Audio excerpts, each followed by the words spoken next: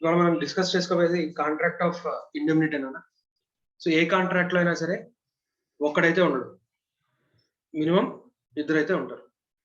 So ఇక్కడ మనం each and every contract లో కూడా ఆ పర్సన్ ఐడెంటిఫై చేయడానికి పర్సన్ ఏ, పర్సన్ బి లేదా పర్సన్ అనదర్ పర్సన్ ఇలా ఊరికే చెప్పుకోకుండా వాళ్ళకంటూ ఆ కాంట్రాక్ట్ నేచర్ ని బట్టి వాళ్ళకు ఒక పేరు ఇచ్చేస్తారు. వాళ్ళకు ఒక సెపరేట్ పేరు ఉంటుంది, కానీ ఆ పార్టీస్ ని ఐడెంటిఫై చేయడం కోసం మనం ఇక్కడ ప్రతి ఒక కాంట్రాక్ట్ కి మనం సెపరేట్ గా మనం నేమ్స్ పెట్టుకుంటాం. సో ఇక్కడ కాంట్రాక్ట్ ఆఫ్ ఇండెమ్నిటీ అనే దాంట్లో మినిమం ఇద్దరు ఉంటారు, రైట్? 2 పార్టీస్ ఉంటారు. ఆల్ ద ఎసెన్షియల్, ఇది నథింగ్ బట్ ఇది కాంట్రాక్ట్ యాక్టే. కాంట్రాక్ట్ యాక్ట్ లోనే కొన్ని స్పెషల్ నేచర్ సంబంధించి మనం ఇక్కడ డిస్కస్ చేస్తాం. సో ఏవైతే ఎసెన్షియల్స్ ఆఫ్ కాంట్రాక్ట్స్ ఏవైతే ఉంటాయో అవన్నీ కూడా ఇక్కడ కూడా అప్లై అవుతాయి. ఏంటి అక్కడ ఎసెన్షియల్స్ ఆఫ్ కాంట్రాక్ట్? పార్టీస్, వాళ్ళకి కాంట్రాక్చువల్ కెపాసిటీస్, కన్సిడరేషన్, మనకి మన ఫ్రీ కన్సెంట్, ఇలాంటివన్నీ అక్కడ మనం ఏవైతే ఎసెన్షియల్స్ చదువుకున్నామో ఆ ఎసెన్షియల్స్ అన్ని కూడా ఇక్కడ కూడా అప్లై అవుతాయి, సబ్జెక్టెడ్ టు ఎక్సెప్షన్స్, రైట్? మీరు అక్కడ కన్సిడరేషన్ లో ఎక్సెప్షన్, కొన్ని కాంట్రాక్ట్స్ కి ఎక్సెప్షన్ ఉంటుంది, consideration out of love and affection, అలాగే కాంట్రాక్ట్ ఆఫ్ ఏజెన్సీ, ఇలాంటివి అక్కడ చూసుంటారు. సో సిమిలర్లీ ఇక్కడ కాంట్రాక్ట్ ఆఫ్ ఏజెన్సీ తర్వాత చూద్దాం. సో ఏజెంట్ కి కన్సిడరేషన్ అనేది కంపల్సరీ ఉండాల్సిన అవసరం లేదు.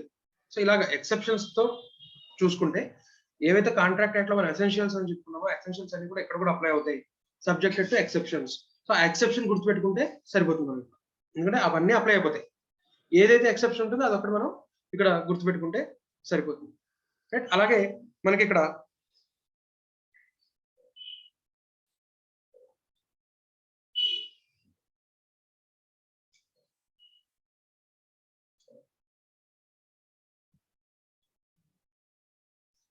మన కాంట్రాక్ట్ మనకి ఖచ్చితంగా రిటర్న్ లోనే ఉండాలా?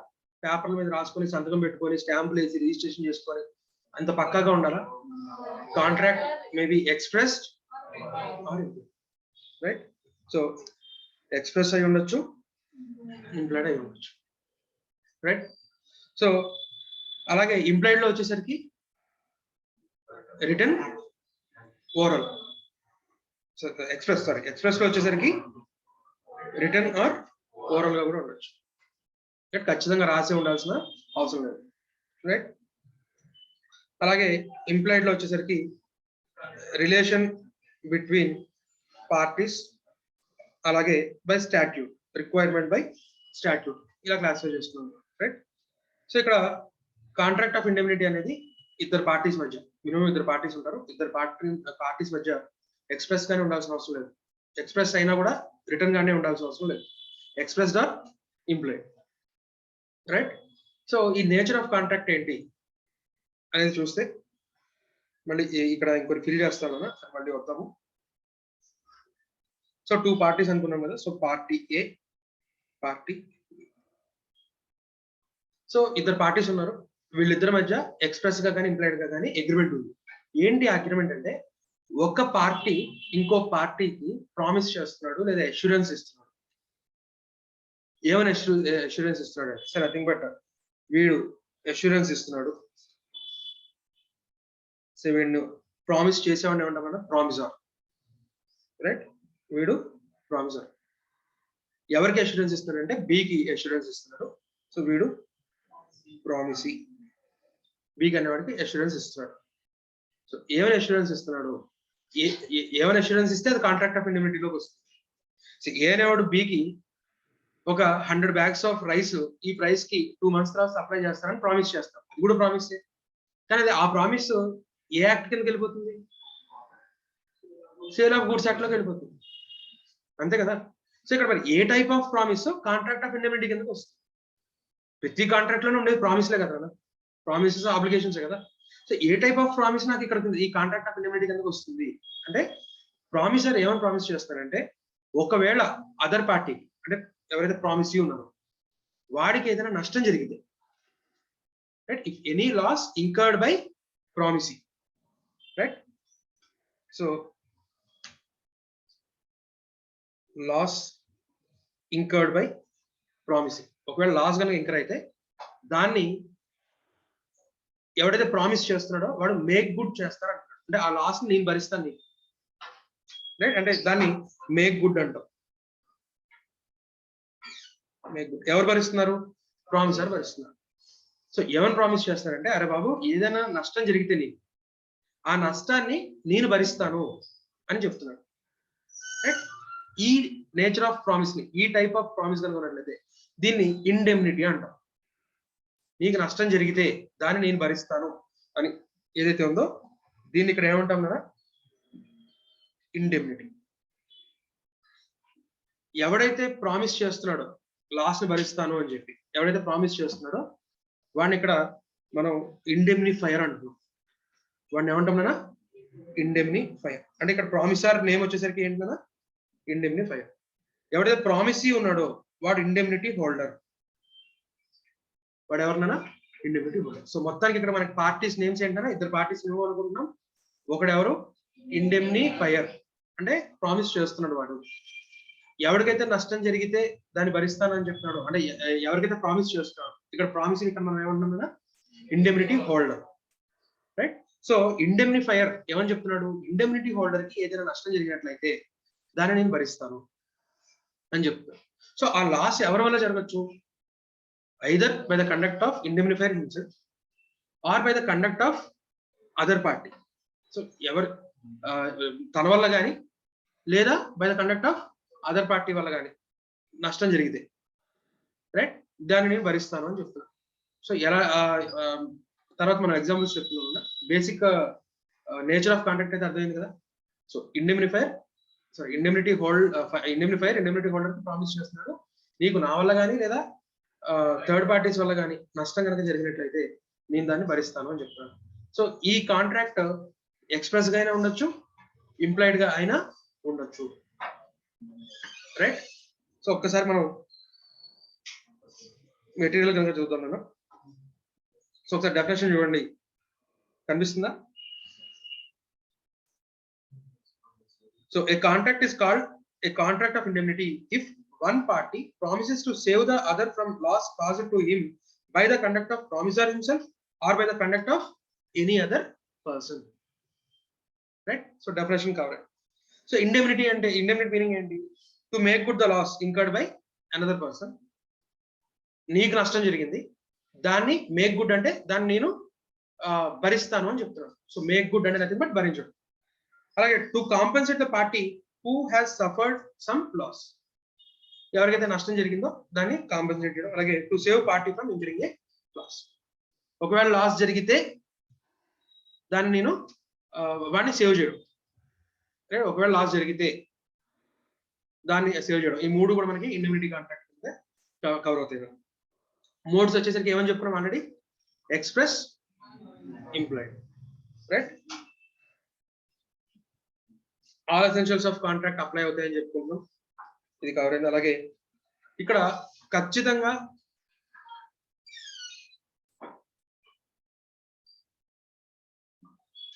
ఇండెమ్నిఫైయర్ యొక్క లయబిలిటీ ఎప్పుడు అరైజ్ అవుతుంది, ప్రామిస్ చేశాడు కాబట్టి పే చేసేయాలా? ప్రామిస్ చేశాడు కాబట్టి బ్యాగ్ ఆఫ్ రైస్ ఇచ్చేస్తాం. లాస్ ఇంకర్ అయితే ఇది కండిషన్. లాస్ ఖచ్చితంగా ఇంకర్ అవుతుందా? లాస్ ఖచ్చితంగా జరుగుతుందా? జరగచ్చు, జరగకపోవచ్చు. ఈ నేచర్ ఆఫ్ కాంట్రాక్ట్స్ మనం కాంట్రాక్ట్ యాక్ట్ ఏమని చెప్తున్నాం, కంటింజెంట్ కాంట్రాక్ట్స్. కంటింజెంట్ కాంట్రాక్ట్స్ వ్యాలిడేనా? వాయిడ్ అబిలిషన్ valid. So nothing but contract of indemnity అనేది ఏ నేచర్ అని చెప్పుకోవచ్చు, కాంటింజెంట్ కాంట్రాక్ట్. సో ఈ లాస్ అనేది ఏదైతే ఉండిందో, ఈ లాస్ అనేది జరగచ్చు, జరగకపోవచ్చు, may or may not. So which is depending on a contingent event. ఆ కాంటింజెంట్ ఈవెంట్ జరిగితే అప్పుడు మాత్రమే ఇండెమ్నిఫైయర్ లాస్ ఏమవుతుందన్నా ఎరైజ్ అవుతుంది, right? The indemnifier loss arises only when happening of contingent event, and contingent event జరిగింది, దానివల్ల బికి నష్టం కూడా జరుగుతుంది.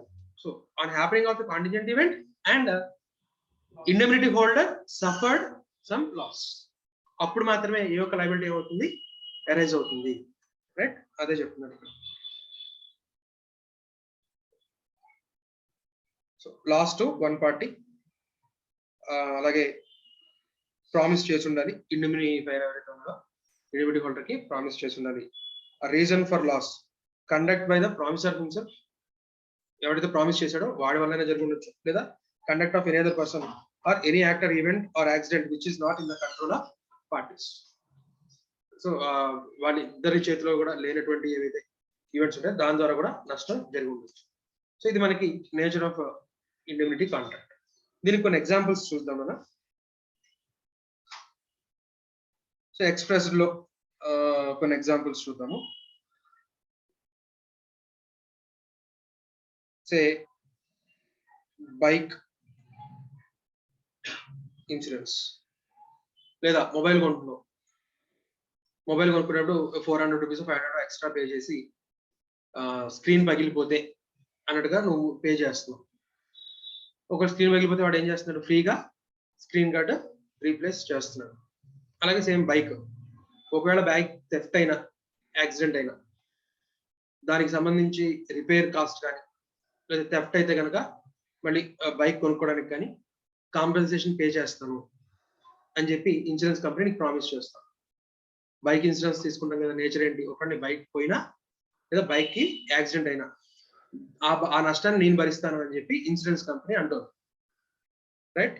సో బైక్ ఇన్సూరెన్స్ ఏం జరుగుతుంది, ఇన్సూరెన్స్ కంపెనీ అలాగే bike owner, insurance company promise చేస్తుంది ఒకవేళ బైక్ థెఫ్ట్ అయినా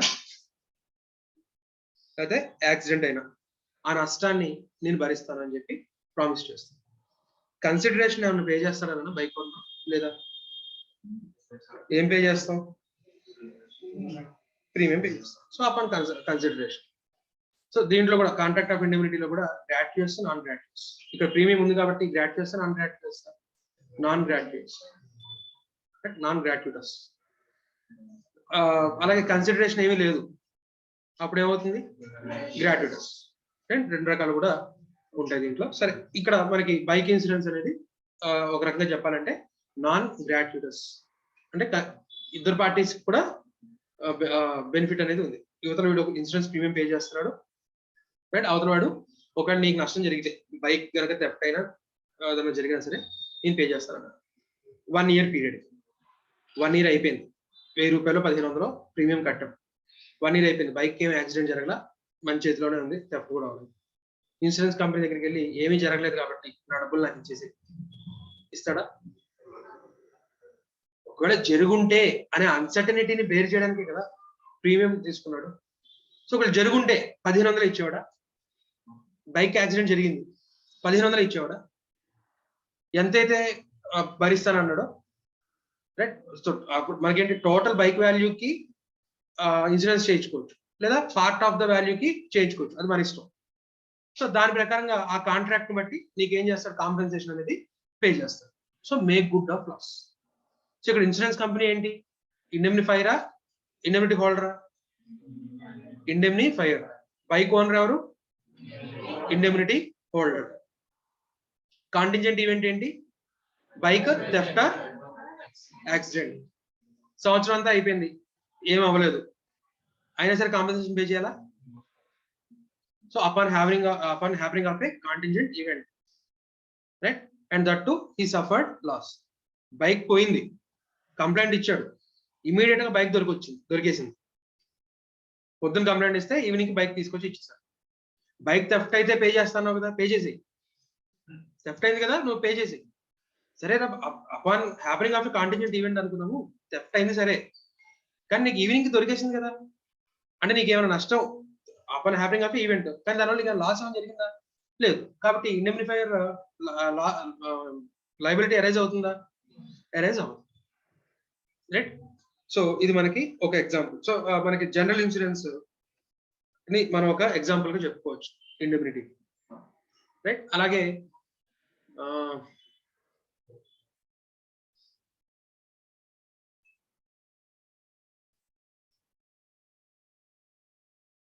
నెక్స్ట్ చాంపర్తి అగ్రిమెంట్స్ విన్నారా పేరు? చాంపర్తి, సరే చెప్తాను చూడండి. ఇక్కడ సే నీకు సంబంధించిన ల్యాండ్ ఎవడో ఆక్రమించేసి లీగల్ టైటిల్ నీదే, కానీ వాడు ఏదో దొంగ డాక్యుమెంట్స్ క్రియేట్ చేసి ఆక్రమించేశాడు. దానికి నీకున్న రెమెడీ ఏంటి నాన్న? ఇల్లు వాడితో పోట్లాడడం దిగడమా? కేసు వేసి నీ టైటిల్ నువ్వు ప్రూవ్ చేసుకొని కోర్టు ద్వారా ఆక్యుపేషన్ ఆర్డర్ తెచ్చుకోవడం. ఆ ఆక్యుపేషన్ ఆర్డర్ వచ్చిన తర్వాత కూడా అవతల వెకేట్ చేయకపోతే కనుక డైరెక్ట్ గా డిస్ట్రిక్ట్ కలెక్టర్ వచ్చి ఎంఆర్ఓ వీళ్ళందరూ కూడా హెల్ప్ తో నీకు ఆక్యుపేషన్ ఇచ్చేస్తారు కోర్టు ఆర్డర్ ద్వారా. నీకున్న రెమెడీ ఏంటి? కోర్టులో కేసు చేసుకో. సో కోర్టులో కేసు ఫైల్ చేసే బి యొక్క ల్యాండ్ ఆక్యుపైడ్ బై సి అనేవాడు ఆక్యుపై చేశాడు. సో ఇప్పుడు బీకున్న రెమెడీ ఏంటన్నా? టు ఫైల్ కేస్ ఫైల్ చేయడం ఈజీయా, ఫ్రీయా? ఫస్ట్ ఆఫ్ ఆల్ కోర్టు మన ఊర్లో ఉండదు. ప్రతి ఊర్లో కోర్టు ఉందన్నా మండల హెడ్ లో. ఒకవేళ మండల హెడ్ లో ఉన్నా కూడా కొన్ని నేచర్ ఆఫ్ డిస్ప్యూట్స్ చిన్న కోర్ట్స్ లో మెట్రోపాలిటన్ కోర్ట్స్ కానివ్వండి ఇలాగా వాటి జ్యూరిస్డిక్షన్ లోకి వస్తాయి. సో అక్కడ దాకా ట్రావెలింగ్ కాస్ట్లు అవుతాయి. అక్కడికి వెళ్ళి లాయర్ని ఎంగేజ్ చేసుకోవాలి, కేసుకి సంబంధించిన డాక్యుమెంట్స్ తయారు చేయాలి, కోర్టు ఫీజు కట్టాలి, రైట్? సో ఇలాంటివన్నీ కూడా ఉంటాయి. ప్రతి హీరింగ్ కి కూడా నువ్వు మళ్ళీ అటెండ్ అవుతూనే ఉండాలి, మరి ఖర్చులు ఉంటాయిగా. So cost of filing suit భరించే స్తోమత ఏకి లేదు, ఏ ఫైనాన్షియల్ గా చాలా వీక్. దాన్ని చూసే సి అనేవాడు అన్డ్యూ అడ్వాంటేజ్ తీసుకున్నాడు. ఒకవేళ నేను ఆక్రమించినా కూడా వాడు కేసు ఫైల్ చేయలేడు, రైట్? లోకల్లో ఉన్న పోలీసులు నేను మేనేజ్ చేసుకుంటాను, వాడు ఎలాగో కోర్టులో కేసు ఫైల్ చేయలేడు, ఫైనాన్షియల్ గా అంత స్ట్రాంగ్ కాదు అని చెప్పి చూసుకొని ఏ కేసు ఫైల్ చేయలేదు సి దాన్ని బికి సంబంధించిన కదా. సో సి అనేవాడు ఆక్రమించాడు. సో బికి ఒక ఫ్రెండ్ ఉన్నాడు ఏ, కేసు ఫైల్ చేయొచ్చు కదా, నీ ల్యాండ్ నువ్వు ఆక్యుపై చేసుకోవచ్చు కదా. ఉచిత సలహాలు ఎవడైనా ఇస్తాడు, బట్ నా దగ్గర డబ్బులు లేవు కేసు ఫైల్ చేయాలంటే, నాకు తెలియదు ఏంటి కేసు ఫైల్ చేయాలంటే. సరే అయితే నేను డబ్బులు ఇస్తా, నువ్వు డిఫెండ్ చేయి కేసుని, నువ్వు కేసు వేసి ఆ కేసు గెలవడానికి ట్రై చేయి, దానికి అయ్యే ఖర్చులు ఆయా ఖర్చులు అవన్నీ నేను భరిస్తాను, రైట్? సో అంటే ఇప్పుడు అలాగా దానికి అవుతున్న ఖర్చు ఏదైతే ఉందో నేను భరిస్తానని చెప్పి ఏ అనేవాడు ప్రామిస్ చేశాడు, రైట్? సో ఇలాగా కేసు డిఫెండ్ చేయడం వల్ల బీకి ఏదైనా నష్టం జరిగితే, రైట్? ఇప్పుడు ఆ కేసు డిఫెండ్ చేయమని చెప్పాం, దానికోసం ఖర్చులుగా అవన్నీ ఏం చేస్తానండి ఏ అనేవాడు ఏం చేస్తున్నాడు, రీఎంబర్స్ చేస్తానని చెప్పాడు. సో ఇది కూడా మనకి కాంట్రాక్ట్ ఆఫ్ ఇండెమ్నిటీ. కాకపోతే ఇక్కడ ఏమైనా డబ్బులు ఏమైనా తీసుకున్నాడా ఏ అనేవాడు? కన్సిడరేషన్ ఏమైనా ఉందా? ఇదేంటిది? గ్రాట్యుటస్. ఇక్కడ ఏమంటాం దాన్ని? గ్రాట్యుటస్. వీడికి ఇంట్రెస్ట్ ఏమి, జస్ట్ బి అనేవాడు గెలిస్తే చాలు. ఒకవేళ బి కేసులో ఓడిపోయాడు, బిదే మన ఫేక్ టైటిల్, ఇప్పుడు సికి ఏం చేయాల్సి వస్తుంది? కోర్టు ఏమని చెప్తుంది? కోర్టు కేసు ఓడిపోయేలా వెళ్ళిపోమని చెప్పినట్టుదా? బి సికి ఏం చేయమని చెప్తుంది? కోర్టు ఎక్స్పెన్సెస్, అలాగే ఏదైతే మానసిక వేదన ఏదైతే ఉందో దానికి కాంపెన్సేషన్ పే చేయమంటుంది, రైట్? ఇవన్నీ కాంపెన్సేషన్ పే చేయమంటుంది. ఇప్పుడు అది కూడా మరి ఏ రీపే చేయాలా? అది కూడా ఏ రీఎంబర్స్ చేయాల్సి వస్తుందా? రైట్? చేయాలి, ఎందుకంటే మీరు చెప్పాడు కదా వెళ్ళి డిఫెండ్ చేయమని చెప్పి. సో అలా డిఫెండ్ చేయమని చెప్పినప్పుడు ఏవైతే ఖర్చులు వచ్చాయో అవన్నీ కూడా చేసుకోవాలి, రైట్? సో ఇంకా దానికి సంబంధించి ఇంకా ఇన్ డీటెయిల్ కొన్ని పాయింట్స్ ఉంటాయి చెప్తున్నాను. ఇలా కొన్ని ఎగ్జాంపుల్స్. సో ఇంప్లాయిడ్ లో వచ్చేసరికి చూద్దాము. ఏ అనేవాడు బికి ఒక చెక్ ఇచ్చాడు, right? Drawer of a cheque, drawee or payee of a cheque. A అనేవాడు బికి చెక్ ఇచ్చాడు, బి దాన్ని పోగొట్టుకున్నాడు, బి లాస్ట్ చెక్. బి అనేవాడు ఏం చేశాడు? చెక్ ని పోగొట్టుకున్నాడు. బి ఇప్పుడు ఏ దగ్గరకు వచ్చాడు? చెక్ పోయింది, పేమెంట్ ఇస్తావా అంటే నేను చెక్ ఇచ్చేసినప్పుడే నా లైబిలిటీ డిశ్చార్జ్ అయిపోయింది, నేను పే చేయను అని అనొచ్చా? చెక్ ఇచ్చేసాను వెంటనే బ్యాంక్ మనం అకౌంట్స్ లో ఎంట్రీ ఏం చేసుకున్నాం, bank to sorry creditor to bank అని చెప్పి ఎంట్రీ రాసుకున్నాను, నీ లైబిలిటీ క్లోజ్ అయిపోయింది, నాకు సంబంధం లేదని చెప్పి అంటామా? లేకపోతే డూప్లికేట్ చెక్ లేదా క్యాష్ మళ్ళీ పేమెంట్ చేయొచ్చా? చెక్ పోయింది ఇంకా నా లైబిలిటీతో సంబంధం లేదంటాడా? లేదా క్యాష్ కానీ ఇంకో చెక్ కానీ ఇవ్వచ్చా? మరి చెక్ పోగొట్టేసుకున్నాడు. ఎన్ఐ యాక్ట్ లో ఒక ప్రొవిజన్ ఏంటంటే it is the right of the holder of the instrument to obtain a duplicate instrument in case of loss. ఆ ఇన్స్ట్రుమెంట్ కనుక పోయి ఉంటే కనుక డూప్లికేట్ ఇన్స్ట్రుమెంట్ ని పొందడం అనేది అతని యొక్క హక్కు, హోల్డర్ యొక్క రైట్. సో కాబట్టి ఇప్పుడు ఏ డూప్లికేట్ చెక్ ఇష్యూ చేయాలా ఒక చేయాలి, లేదు మళ్ళీ చెక్ ఇస్తే ఎక్కడ పోగొట్టుకుంటాడని క్యాష్ అయినా ఇచ్చేయచ్చు. రైట్, సరే ఏనేవాడు లాస్ అయింది. ఇప్పుడు B approached a again. So ఇక్కడ మనకి రెండు రకాలుగా ఏ అనేవాడు బికి క్యాష్ అయినా ఇచ్చి ఉండొచ్చు, ఆర్ ఏ అనేవాడు బికి డూప్లికేట్ చెక్ అయినా ఇచ్చి ఉండొచ్చు. సరే ఏ అనేవాడు క్యాష్ ఇచ్చాడు అనుకున్నాం, బి అనేవాడు చెక్ పోగొట్టుకొని వచ్చాడు, వచ్చిన తర్వాత ఏ అనేవాడు ఏం చేశాడు అన్న క్యాష్ పే చేసేసాడు. క్యాష్ పే చేస్తే బి ఆ డబ్బులు తీసుకుని వెళ్ళిపోయాడు. బి పోగొట్టుకుని చెక్ ఉంది చూసారా, ఆ చెక్ ఎవడికో దొరికింది, వాడు బ్యాంక్ వెళ్ళాడు, డబ్బులు డ్రా చేసుకుని. అదేదా అంటే ఇప్పుడు ఈ last instrument found by some X who encashed from bank. Drawer bank నుంచి ఆ డబ్బులు ఏం చేసుకున్నాడు, ఎన్కాష్ చేస్తాడు.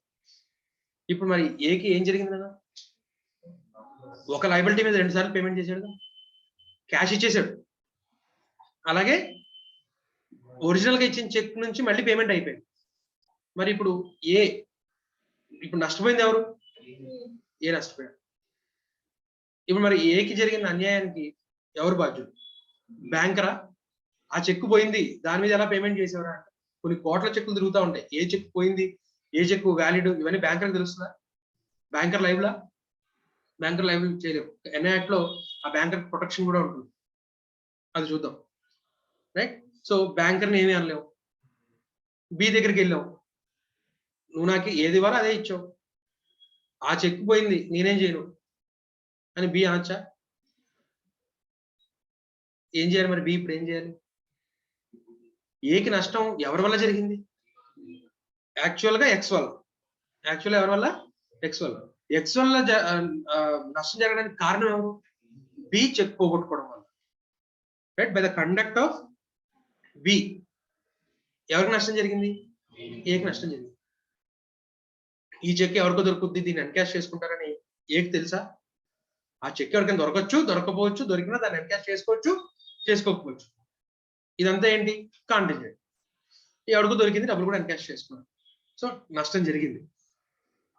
ఇప్పుడు ఆ నష్టాన్ని ఎవరు భర్తీ చేయాలి, బాధ్యత ఎవరిది?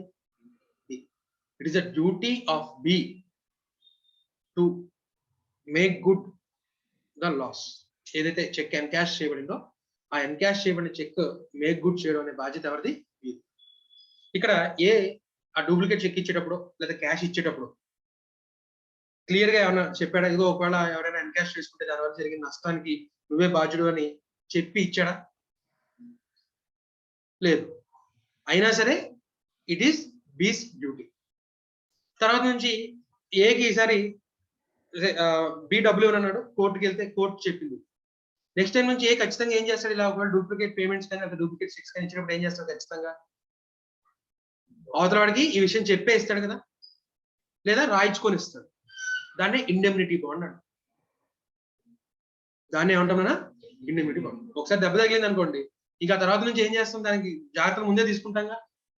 రైట్, అనవసరంగా ఇప్పుడు ఫస్ట్ వీళ్ళిద్దరు ఏమాట అనుకోలేదు, క్యాష్ ఇచ్చి పంపించేశాడు లేదా డూప్లికేట్ చెక్ ఇచ్చి పంపించేశాడు, నష్టం జరిగింది, నీ వల్లే నష్టం జరిగింది కదా, డబ్బులు పే చేయమంటే పే చేయకపోమంటే కోర్టు దాకా వెళ్ళి గెలుచుకొని వచ్చాడు. సో నెక్స్ట్ టైం నుంచి ప్రతిసారి ఇలాగే కోర్టుకి వెళ్దాం అనుకుంటాడా, ముందుగానే పక్కగా రాసేసుకుంటాడు. సో అలా ముందుగానే రాసుకుంటే అది మళ్ళీ ఎక్స్ప్రెస్ కాంట్రాక్ట్ అయిపోతుంది, దట్టు ఇన్ రిటర్న్ లో ఉంటుంది కాబట్టి దాని ఇండెమ్నిటీ బాండ్ ఎగ్జిక్యూట్ చేయించుకుంటుంది.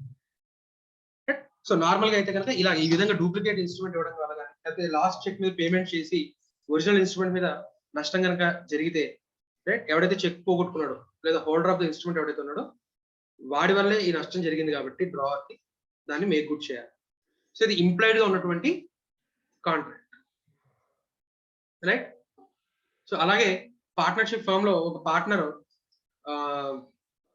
సొంతానికి డబ్బులు వాడేసుకున్నాడు, లేకపోతే సీక్రెట్ ప్రాఫిట్స్ మేక్ చేశాడు పార్ట్నర్షిప్ ఫర్మ్. దాన్ని మిగతా పార్ట్నర్స్ కనిపెట్టినప్పుడు ఆ పార్ట్నర్ బట్టి దాన్ని వెనక్కి ఇచ్చేయాలి లేదు, రైట్. సో ఇది మనకి పార్ట్నర్షిప్ ఫర్మ్ మన అగ్రిమెంట్ లో ఎలాగో ఉంటుంది రండి, కాబట్టి అది కూడా మనం ఒక రకంగా ఎక్స్ప్రెస్ గా చెప్పుకోవచ్చు. ఒక పార్ట్నర్షిప్ అగ్రిమెంట్ లేదనుకోండి, ఓవరాల్ అనుకోండి, రైట్, రాసి లేకపోయినా కూడా ఇది ఈ కాంట్రాక్ట్ ఆఫ్ ఇండెమ్నిటీ అనేది అక్కడ కూడా మనకి అప్లై అవుతుంది, రైట్. అలాగే practical examples of contract of indemnity చూద్దాం మనం.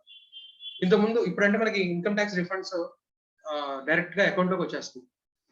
ఒకప్పుడు ఇన్కమ్ ట్యాక్స్ కి సంబంధించి రిఫండ్ ఏదైనా రావాలి అంటే, రిఫండ్ ఎందుకు వస్తుందంటే మనకి జాబ్ చేసేటప్పుడు as and when we are earning the salary TDS cut అయిపోతుంది.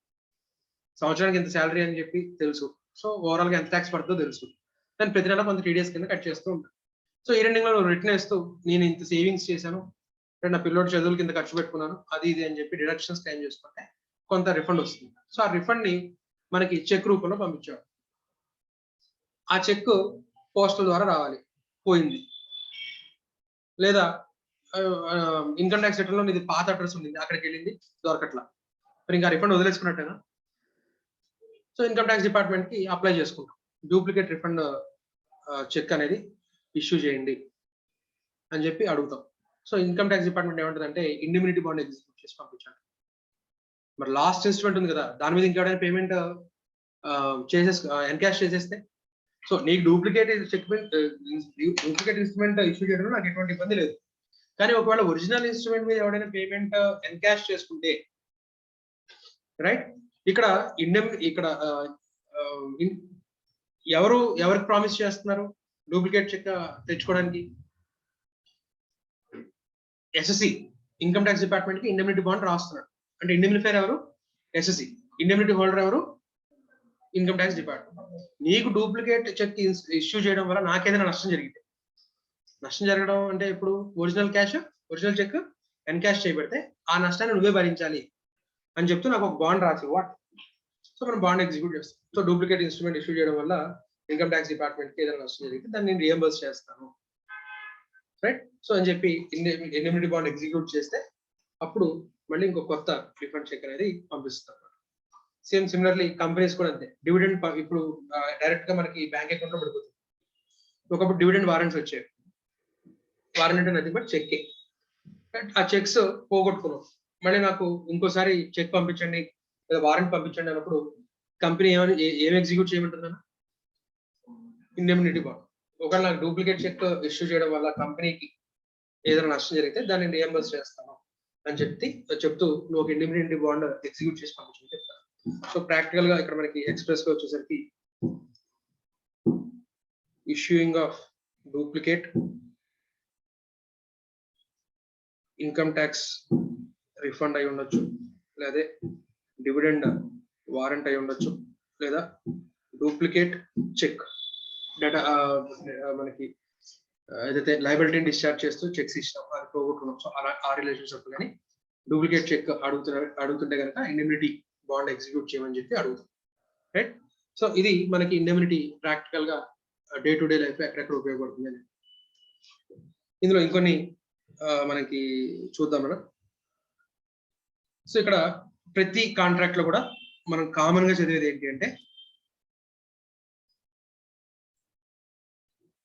పార్టీస్ టు ద కాంట్రాక్ట్ యొక్క rights and liabilities. So indemnifier rights, అలాగే ఇండెమ్నిఫైయర్ డ్యూటీస్, అలాగే ఇండెమ్నిటీ హోల్డర్ యొక్క రైట్స్, ఇండెమ్నిటీ హోల్డర్ యొక్క డ్యూటీస్. సో వాటిలో సిగ్నిఫికెంట్ యాక్చువల్గా ఈ 4 చదవాలి, కానీ మనకి కొన్ని చదవాల్సిన అవసరం లేకుండానే ఒకే ఒక పాయింట్ ఉంటుంది కాబట్టి ఆల్రెడీ అది కూడా డెఫినేషన్స్ లో కవర్ అయిపోతాయి కాబట్టి కొన్ని ఇవ్వడు. సో ఇక్కడ మనం వచ్చేసరికి రైట్స్ ఆఫ్ ఇండెమ్నిటీ హోల్డర్ చూస్తాం కదా. ఈ రైట్స్ ఆఫ్ ఇండెమ్నిటీ హోల్డరే ఏమవుతాయి, డ్యూటీస్ ఆఫ్ ఇండెమ్నిఫైర్ అవుతాయి. రైట్స్ ఆఫ్ ఇండెమ్నిటీ హోల్డర్ ఏమవుతాయి, డ్యూటీస్ ఆఫ్ ఇండెమ్నిఫైర్ అవుతాయి. సరే, right to recover damages. Indemnity holder ఉన్నటువంటి ఫస్ట్ రైట్ ఏంటి, రైట్ టు రికవర్ డ్యామేజెస్. అంటే బైక్ యాక్సిడెంట్ జరిగింది, బైక్ యాక్సిడెంట్ జరిగితే కనుక దానివల్ల ఏదైతే డ్యామేజ్ అయిందో ఆ డ్యామేజ్ ఏం చేయొచ్చు, ఇండెమ్నిఫైర్ నుంచి రికవర్ చేసుకోవచ్చు. Right to recover damages. అలాగే ఇది ఇప్పుడు యాక్చువల్గా లాస్ ఆఫ్ ఐటమ్. తర్వాత మనం ఇంకా ఇందాక కొన్ని ఎగ్జాంపుల్స్ చూసాం. నువ్వు వెళ్ళి కోర్టులో కేసు డిఫెండ్ చెయ్యి, దానికి అయ్యే ఖర్చులు నేను భరిస్తాను. సో ఇక్కడ కాస్ట్ ఆఫ్ సూట్ ఇంక్లూడ్స్, మనం కోర్టులో కేసు ఇచ్చిన తర్వాత ఒక 2-3 వాయిదాలు తిరిగిన తర్వాత నీరసాలు వచ్చేస్తాయి. అందుకని అవుట్ ఆఫ్ కోర్ట్ సెటిల్మెంట్ అంటే ఏ రౌడీ దగ్గరకు ఎమ్మెల్యే దగ్గరికి వెళ్ళి కూర్చోడం, దాన్ని ఆర్బిట్రేజ్ అంటాం. జడ్జి గారి పర్మిషన్ అడిగి, మీ కోర్టులో రష్ ఎక్కువ ఉంది, ఇవాళ కనుక వాయిదా వేస్తే మళ్ళీ 3 నెలల తర్వాత చూస్తున్నారు. అడ్జర్న్ కనుక చేశారనుకోండి, నెక్స్ట్ ఏ కేసులు అయితే ఉన్నాయో అవన్నీ హీరింగ్ అయిపోవాలి. అయిపోయిన తర్వాత మళ్ళీ మన కేసు టర్మ్ వస్తుంది. సో ఆ కేసులో రష్ ఎక్కువ ఉంటే 3 నెలలకు వాయిదా పడవచ్చు, రష్ తక్కువ ఉంటే 15 days కి 1 month కి వాయిదా పడవచ్చు. ఆ కేసు పిఆర్టీని బట్టి అవసరం అనుకుంటే కొంచెం ముందుకైనా తీసుకొస్తారు. సో ఇలా వాయిదా పడిన ప్రతిసారి 3 నెలలు అయిపోతుంది. ఇలా అయితే సంవత్సరాలు అయ్యేటట్టుందండి. ఈ పర్టికులర్ కేసునే విని డైలీ బేసిస్ లో కేసుని విని ఇమ్మీడియట్ గా ఆర్డర్ ఇచ్చే పర్సన్ మేము చూస్ చేసుకుంటాం. ఇండస్ట్రీ ఎక్స్పర్ట్ ఒక ఆయన ఉన్నారు, మా చార్ట్ అకౌంటెంట్ గారు ఉన్నారు. అవతల పార్టీకి కూడా ఇష్టం అయితే ఇద్దరు వెళ్ళి మా చార్ట్ అకౌంటెంట్ దగ్గర కూర్చొని సెటిల్మెంట్ చేసుకుంటాము. ఆయన ఏం చెప్తే అది ఫైనల్ అని చెప్పి రాసిస్తే కనుక జడ్జి గారు ఒప్పుకుంటారు. So out of court settlement ఉంది. దీన్ని ఎప్పుడు కాంపెన్సేషన్. కోర్టులో గెలిస్తే అవార్డు, ఇలా ఆర్బిట్రేజ్ లో గెలిస్తే కాంపెన్సేషన్. ఇలాగా మనకి ఇలాగా కాంపెన్సేషన్ అంటే అవుట్ ఆఫ్ కోర్ట్ సెటిల్మెంట్ సంబంధించిన ఖర్చులు కూడా కవర్ అయిపోతాయి ఆటోమేటిక్. అంటే ఆ సూట్ ని డిఫెండ్ చేయడానికి పర్మిషన్ ఇస్తే కనుక ఇట్ ఇంక్లూడ్స్ మనకి ఆర్బిట్రేజ్ కూడా. సో కోర్టు కేసెస్ అలాగే ఆర్బిట్రేజ్ కి సంబంధించిన ఒకవేళ కేసు ఓడిపోతే పే చేయాల్సింది కూడా ఏం చేయాలన్నా ప్రామిస్ చేసిన వాళ్ళు ఓడిపోతే కనుక కాంపెన్సేషన్ కూడా పే చేయాల్సి ఉంటుంది. Right. So any guarantee which has been obtained by means of right to recover cost of suit, the indemnity holder has a right to recover all the costs which he is compelled to pay in bringing or defending such suit. ఆ suit ని court దాకా తీసుకోవడానికి ఏవైతే ఖర్చులు అవుతుంటాయో అవన్నీ కూడా ఏం చేయాలన్నా భరించాలి అని చెప్తాడు. రైట్. అలాగే ఇక్కడ కండిషన్ మనకి ఇండెమ్నిటీ ఫైర్ ఎవరైతే ఉన్నాడో కొన్ని కండిషన్స్ పెట్టొచ్చు. ఇలాగైతేనే నువ్వు ఈ లాయర్ని అయితేనే ఈ లాయర్ని మాత్రం హైర్ చేసుకో, ఇలా కొన్ని కండిషన్స్ పెడితే ఓకే. కండిషన్స్ ఏం పెట్టలేదు. సో కండిషన్స్ ఏం పెట్టలేదు కదా అని చెప్పి నువ్వు కోర్టుకి ప్రతిరోజు ఒక మంచి ఏసీ క్యాబ్ మాట్లాడుకుని వెళ్ళు, 5 star హోటల్లో దిగి అకామిడేషన్ తీసుకున్నావు, రైట్, మంచి లావిష్ ఫుడ్ తిన్నావు, ఇవన్నీ కూడా దాంట్లోనే వేసి పే చేసామని చెప్పు. పే చేయాలా ఇప్పుడు మరి ఇండెమ్నిఫైర్ పే చేయాలా? కాస్ట్ ఆఫ్ సూట్ ని డిపెండ్ చేయడానికి ఏమేమి ఖర్చులు అవుతాయో, ట్రావెలింగ్ అవుతాయి, డాక్యుమెంటేషన్ అవుతాయి, లాయర్ ఖర్చులు అవుతాయి, అన్ని అవుతాయి కదా. రైట్. మరి అన్ని అవుతున్నప్పుడు అవన్నీ కూడా పే చేస్తానని చెప్పాడు కదా. రైట్. సో ఈ 1/2 ఎకరం ల్యాండ్ గురించి నువ్వు ఒక్కొక్క కోర్ట్ సిట్టింగ్ కి 5 లక్షలు 6 లక్షలు తీసుకునే సుబ్రహ్మణ్య స్వామి ఇలాంటి పెద్ద పెద్ద లాయర్లు తీసుకొచ్చుకున్నావు, మరి పే చేస్తాడా? నేను చెప్పినట్టు ఇలా క్యాబ్లు 5 star హోటల్స్ కి ఖర్చు పెట్టాడు, ఇవన్నీ కూడా వేస్తాను. మొత్తానికి ఆ డిస్ప్యూట్ లో ఉన్న ల్యాండ్ వాల్యూ 5 లక్షలు. నువ్వు ఒక్కసారి కోర్టు హీరింగ్కి వెళ్ళొచ్చినందుకు 10 లక్షలు బిల్ చేస్తావు. నేను ఇండెమ్నిఫైర్ పే చేస్తాడా? పే చేయాలా? సో ఇక్కడ ఏంటి అంటే as a man of student mind, నీ డబ్బు అయితే నువ్వు ఎలా ఖర్చు పెడతావు, అలా ఖర్చు పెట్టిన ఎక్స్పెన్సెస్ మాత్రమే ఇండెమ్నిఫైర్ పే చేస్తాడు. Right. As a man of student mind నువ్వు ఎలా అయితే ఖర్చు పెట్టావు అంటే నథింగ్ బట్ నీ డబ్బు అయితే నువ్వు ఏ విధంగా అయితే ఖర్చు పెడతావో అలా ఖర్చు పెట్టిన మాత్రమే రియంబర్స్ చేస్తావు. సో ఒకవేళ కాంట్రాక్ట్ ఉంటే ఓకే, ఇదిగో ఇలా నువ్వు ఇలా చేయి, ఈ లాయర్ని హైర్ చేసుకో, వెళ్ళినప్పుడు బస్సులో వెళ్ళు, రైట్, ఫలానా చోట దిగు, మెస్ లో తిను, ఇలాంటి మాత్రం నేను రియంబర్స్ చేస్తాను అని చెప్తే ఓకే. చెప్పకపోయినా కూడా చెప్పకపోతే ఇలా ఇష్టం వచ్చినట్టు ఖర్చు పెట్టొచ్చా? సో నీ డబ్బు నువ్వు ఎలా అయితే ఖర్చు పెట్టావు ఆ విధంగా ఖర్చు పెట్టి మాత్రమే రియంబర్స్ చేయించుకోవచ్చు. రైట్. సో అది ఇక్కడ చెప్తాడు. నెక్స్ట్, ఎటువంటి మిస్రిప్రజెంటేషన్ ఆర్ కన్సీల్మెంట్ అనేది చేయకూడదు. ఎవరికి? ఇండెమ్నిటీ హోల్డర్ ఇండెమ్ని ఫైర్ కి ఎటువంటి మిస్రిప్రజెంటేషన్ చేయకూడదు. లేదా మిస్రిప్రజెంటేషన్ అంటే ఉన్నది లేనట్టుగా చెప్పడం. రైట్, చెప్తే కదా అబద్ధం. నేను ఏమాత్రం మాట్లాడకుండా ఉంటాను, సైలెంట్ గా ఉంటాను, దాన్ని ఏమంటాం కదా? Concealment. Concealment of the fact. Bike insurance తీసుకుంటున్నాం, నీకు డ్రైవింగ్ రాదని చెప్పి ఇన్సూరెన్స్ కంపెనీ చెప్పలేదు. లేదా బైక్ కి బ్రేక్ లేదని చెప్పలేదు, నీకు తెలుసు బ్రేక్ లేదని. నువ్వు డ్రైవింగ్ చేస్తూ ఉండగా బ్రేక్ ఫెయిల్ అయ్యి యాక్సిడెంట్ చేయడం ఒకటి, రైట్? అసలు బైక్ కి బ్రేకే పని చేయట్లేదు ఇన్సూరెన్స్, అది నీకు తెలుసు, అయినా సరే ఇన్సూరెన్స్ కంపెనీకి అది చెప్పలేదు. సో అలాంటి మనకి మిస్స్టేట్మెంట్ కానీ కన్సీల్మెంట్ కానీ జరిగింది. అలాగే ఇందాక మన ల్యాండ్ ఎగ్జాంపుల్ తీసుకున్నాం.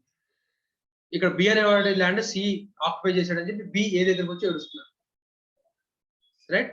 సో బి దగ్గర ఉన్న టైటిల్స్ అవన్నీ ఏకి చూపిస్తున్నాడు, టైటిల్ డీడ్స్. కానీ బికి తెలుసు అవి ఫేక్ డాక్యుమెంట్స్ అని, అయినా సరే ఏ దగ్గరకు వచ్చి ఏడుస్తుంది, రైట్? సో ఇప్పుడు బి అవి ఫేక్ డాక్యుమెంట్స్ అని చెప్పకుండా ఏ దగ్గరికి వెళ్ళాడు? ఏ నువ్వు డిఫెండ్ చేయి కోర్టులో కేసు, నేను పే చేస్తానని చెప్పాడు. కోర్టులో కేసు ఓడిపోయాడు బి అనేవాడు, కోర్టులో కేసు ఓడిపోయాడు. ఇప్పుడు సి కాంపెన్సేషన్ పే చేయాల్సి వచ్చింది. ఇప్పుడు ఆ కాంపెన్సేషన్ అంతా ఎవరు భరించాలి? జనరల్ గా ఏ భరించాలి. కానీ ఇప్పుడు ఏ భరించాలా? ఎందువల్ల? బి అనేవాడు ఏం చేశాడు? కన్సీల్ చేశాడు, లేదా మిస్రిప్రజెంటేషన్, ఇది నా ల్యాండే అని చెప్పి మిస్రిప్రజెంట్ చేశాడు, డాక్యుమెంట్స్ తీసుకొచ్చి, ఫేక్ డాక్యుమెంట్స్ తీసుకొచ్చి. సో అలాంటప్పుడు ఇండెమ్నిఫైయర్ పే చేయాలా? కాంపెన్సేషన్ పే చేయాల్సిన అవసరం లేదు, right? So no misrepresentation or concealment. అలాగే ఫార్మ్ ఆఫ్ కాంట్రాక్ట్ ఎక్స్ప్రెస్ గా అయినా ఉండొచ్చు, రిటర్న్ గా అయినా ఉండొచ్చు. అలాగే joining of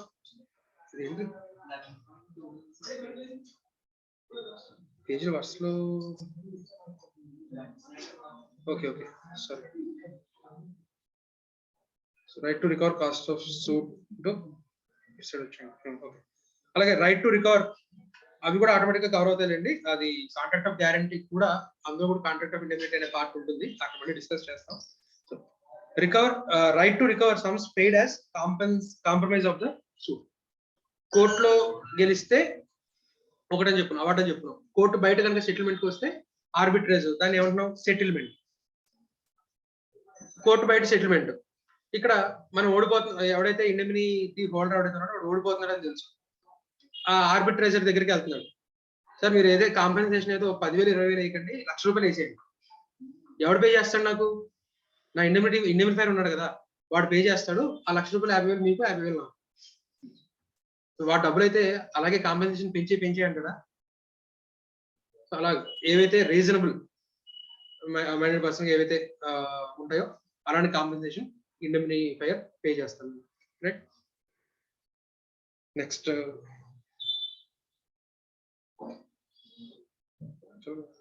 contract of guarantee మనం రేపు చూద్దాం. సో ఇది కాంట్రాక్ట్ ఆఫ్ ఇండెమ్నిటీ. వీటి డ్యూటీస్ ఏవైతే, వీటి రైట్స్ ఏవైతే ఉన్నాయో, ఇండెమ్నిటీ హోల్డర్ యొక్క రైట్స్ ఏవైతే ఉన్నాయో ఆటోమేటిక్ గా డ్యూటీస్ ఆఫ్ ఇండెమ్నిఫైర్ అవుతుంది. సో ఒకవేళ ఇండెమ్నిటీ హోల్డర్ ఎవడైతే ఉన్నాడో వాడికి ఏదైతే నష్టం జరిగిందో ఆ నష్టాన్ని పే చేయాల్సిన బాధ్యత ఇండెమ్నిఫైర్ది. Cost of suit, cost of defending the suit, లేదా cost of bringing the suit. మన మీద ఎవరైనా కేసు వేస్తే దాన్ని డిఫెండ్ చేస్తాం, మనమే కేసు వేస్తే right cost of bringing the suit to court అనమాట. రైట్, డిఫెండ్ చేయడానికి ఖర్చు అవుతుంది, మనమే కేసు చేయడానికైనా ఖర్చు అవుతుంది. So cost of bringing the suit కానీ లేదా cost of defending the suit కానీ పే చేస్తారని ప్రామిస్ చేశాడు. సో రీజనబుల్ ఎక్స్పెండిచర్స్ ఏవైతే అయ్యాయో అవన్నీ రీఎంబర్స్ చేయాల్సిన బాధ్యత ఎవరిదైనా? ఇండెమ్నిఫైయర్. రీజనబుల్ ఎక్స్పెన్సెస్ రీజనబుల్ అనే పదం ఈ యాక్ట్ లోనే కాదు, ఈ యాక్ట్ లో వచ్చినా సరే it depends on case to case and facts అన్నమాట. Right, it depends on case to case అన్నమాట. So reasonable expenses as a man of prudent mind indemnity holder ఖర్చు పెట్టిన ఖర్చులు ఏవైతే ఉన్నాయో అవి రీఎంబర్స్ చేయాల్సిన బాధ్యత ఇండెమ్నిఫైయర్. అండ్ అలాగే out of court settlement, arbitrage లో ఏదైతే కాంపెన్సేషన్ పే చేయాల్సి వచ్చిందో as a man of prudent mind pay చేసినటువంటి కాంపెన్సేషన్స్ ఏవైతే ఉన్నాయో అవన్నీ కూడా రీఎంబర్స్ చేయాల్సిన బాధ్యత ఎవరిది? ఇండెమ్నిఫైయర్, రైట్? అలాగే ఇక్కడ రైట్స్ ఆఫ్ ఇండెమ్నిటీ హోల్డర్ చెప్పుకున్నాం. అలాగే రైట్స్ ఆఫ్ ఇండెమ్నిటీ హోల్డర్ కి కొన్ని డ్యూటీస్ కూడా ఉంటాయి. మిస్‌రిప్రజెంటేషన్ చేయకూడదు, రైట్? మెటీరియల్ ఫ్యాక్ట్స్ ని కన్సీల్ చేయకూడదు, right? As a man of prudent mind గానే ఎక్స్‌పెన్సెస్ అనేది పే చేయాలి. అంటే ఒకవేళ నీ లాస్ వేరే వాడు భరిస్తాను అన్న ప్రామిస్ లేదు అనుకుంటే నువ్వు ఎలా అయితే బిహేవ్ చేస్తావో ఆ విధంగానే బిహేవ్ చేయాలి. As a man of prudent mind అని బిహేవ్ చేయాలి. సో ఇలాంటివన్నీ కూడా వాటి డ్యూటీస్ అవుతాయి, రైట్? డౌట్స్ ఏమైనా ఉన్నాయా? మెటీరియల్స్ ఫీజులు పే చేసిన వాళ్ళు మెటీరియల్స్ తీసేసుకోండి. ఏ రోజు ఆ రోజు చదివేసి డౌట్స్ అడగండి.